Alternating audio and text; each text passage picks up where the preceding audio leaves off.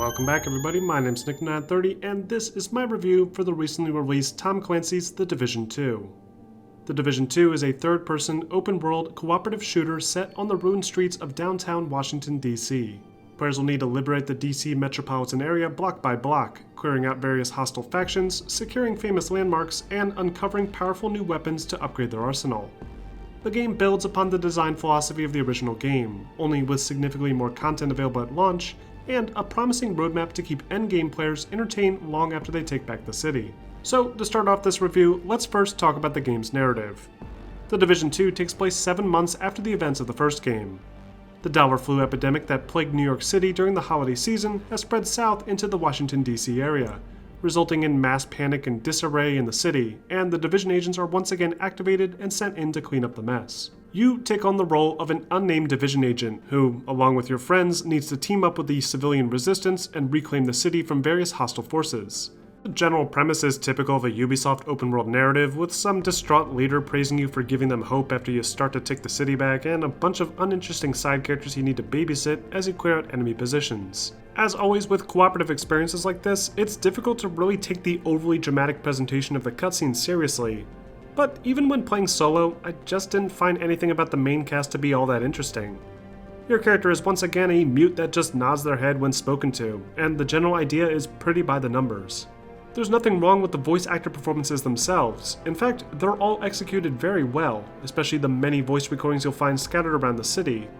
But the motion capture performances during the cutscenes are pretty lackluster, with some really poor, outdated animation work. And while the story and narrative aren't all that impressive, the Division 2's gameplay more than makes up for it.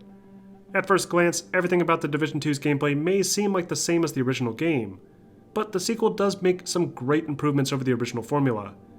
For those of you that didn't play the original game, The Division is an action RPG experience, with a heavy focus on cover-based shooter mechanics and XP-based weapon stats.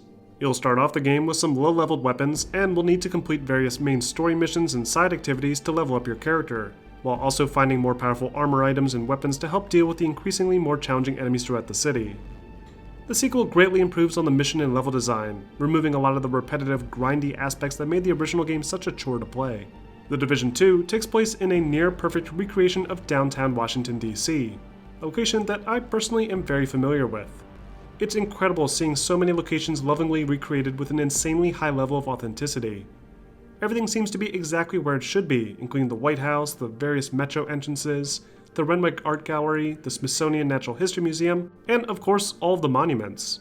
It's not perfect though, and I only bring this up because Ubisoft has claimed that this is a one-to-one recreation of DC. There's a few small mistakes, like DAR Constitution Hall appearing as a sort of weird biolab inside, and of course, due to licensing issues, a couple of the buildings and museums have had their names changed. Still, it's easily the most accurate representation of the city I've ever seen in a game, and from the street at least, it looks pretty spot on. From a gameplay perspective, the Washington DC metropolitan area seems to be a perfect choice for a sequel, as it offers significantly more environmental variety than New York City did.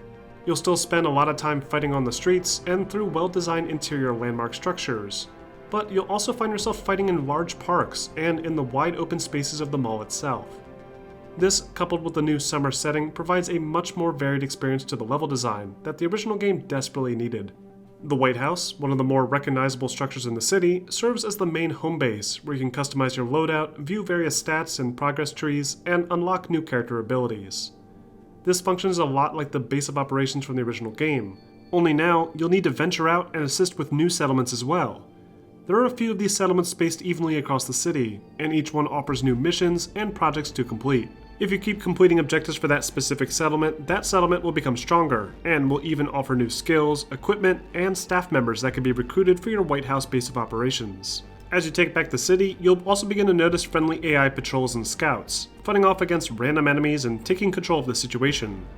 It's a nice touch, and it gives a real sense of progression, something that has always worked relatively well in the Far Cry franchise as well. The Division 2's pacing feels excellent. The game's map is sectioned off by districts, with each district offering more missions, collectibles, and a recommended player level based on the enemies that you'll encounter. Completing missions and activities in each district will help to increase your player level, and will allow you to take on new missions in more challenging districts. And I never once felt like I was grinding to make progress. But the biggest improvement to the Division 2's gameplay comes with its combat design. While seemingly the same as the first game, The Division 2 helps to remove the obnoxious bullet spongy concept from the first game by explaining it with armor plating. Sure, this doesn't necessarily remove the bullet sponginess, but I did feel like my shots were actually doing something now that they break off pieces of armor and expose specific weak points on certain enemies. This gameplay mechanic adds a nice new dynamic to the combat that requires you to be more consistent and smarter about where you're shooting, rather than just unloading entire magazines at enemies endlessly. Other improvements include changes to the healing system. Players now have an armor bar in addition to their standard health bar. This armor bar can be replenished either with extra armor kits you'll find around the world, various abilities, or automatically after completing full combat encounters. But if your armor is depleted entirely, your main health bar will become vulnerable, and you'll need to heal up as soon as possible before you're killed entirely. The Division 2 also sees the return of player skills, including the Seeker Mines, automatic turrets, and the Ballistic Shield.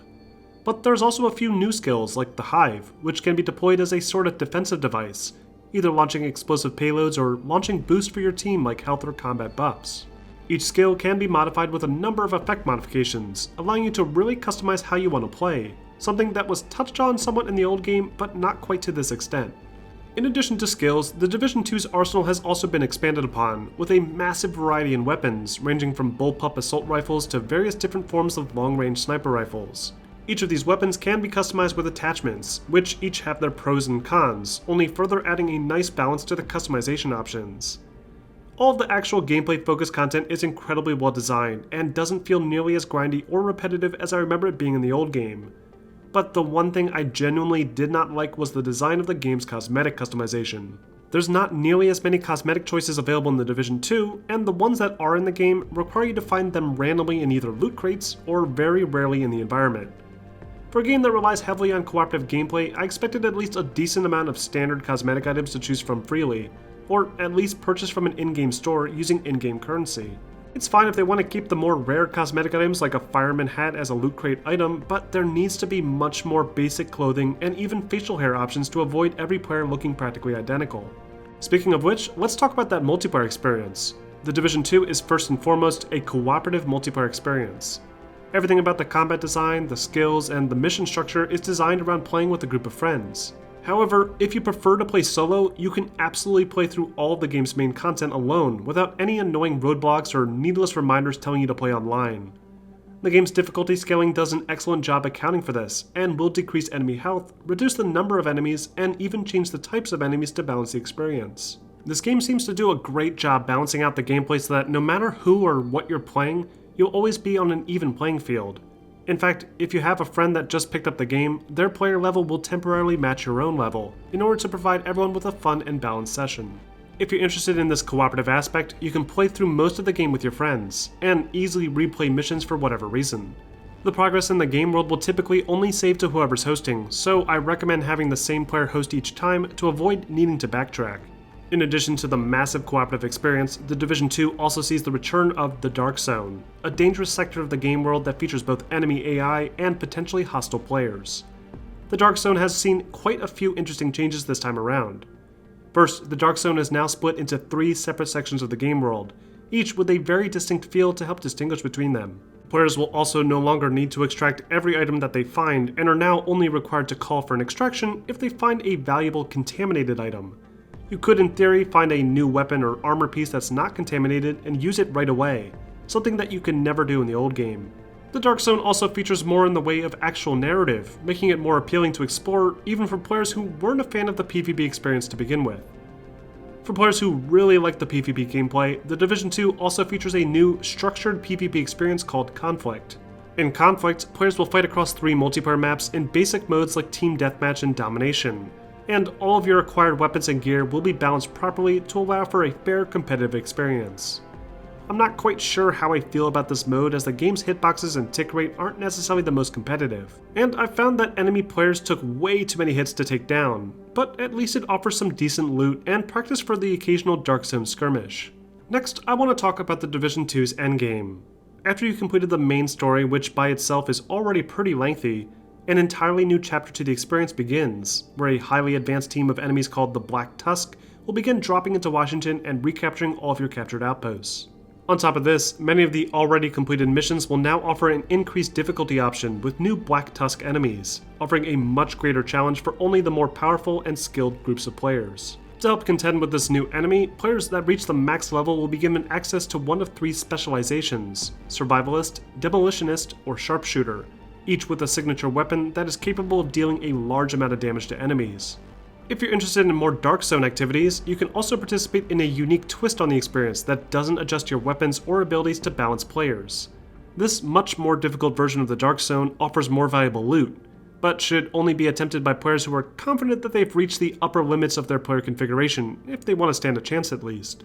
The amount of content in the endgame is remarkable for a game of this size, and right out of the box no less. Ubisoft has promised future content as well, including challenging raid missions and expansions to both the story missions and the map itself. So there's already a lot to look forward to, and significantly more content than the original game released with. Finally, let's take a moment to talk about the presentation. The Division 2's graphics are absolutely gorgeous. Everything from the lighting to the insane level of environmental detail is beyond what I thought was possible in an open world experience on the current generation hardware. And on top of that, the game runs decently with my current PC configuration.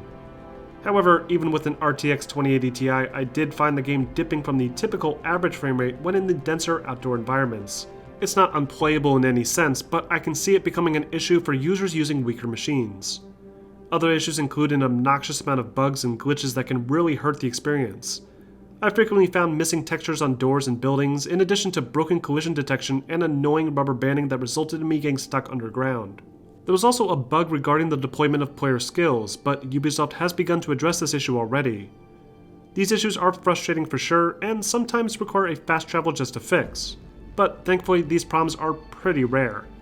The overall experience feels much more polished than the original game did when it released, and hopefully Ubisoft will continue to polish the game with frequent patches. Overall, The Division 2 is a significant step forward for this new franchise. Ubisoft clearly took careful note of all the complaints players had, from the bullet-spongy enemies, the repetitive mission structure, and the lackluster endgame content, and fixed everything with some smart design choices. The amount of content in The Division 2 at launch is overwhelming, and I genuinely was excited to explore more of Washington, D.C., not only to see some incredibly authentic recreations of the city, but also to experiment with different skill and weapon combinations in some well-made missions. Sure, the game's story isn't all that memorable, and the gameplay experience is still the same cover shooter loot fest. But if you are a fan of the original game, chances are you'll find that The Division 2 is an improvement in every way. But what do you guys think? Are you interested in The Division 2? Let me know in the comment section, and don't forget to like and subscribe for more videos like this posted every week.